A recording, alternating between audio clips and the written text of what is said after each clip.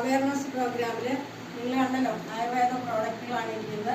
അതിനെ ഒരു പ്രൊമോഷൻ ചെയ്യാൻ വേണ്ടിയിട്ട് അതിനെ കുറിച്ച് നിങ്ങൾക്ക് ഒരു അറിവ് പകർന്നു തരാൻ വേണ്ടിയിട്ടുള്ള ഒരു അവയർനെസ് ആണ്.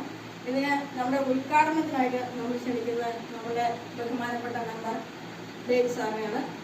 ദേവ് സാറ് നമ്മുടെ പ്രോഗ്രാം ഉദ്ഘാടനം ചെയ്യുന്നതാണ്. സാറേ,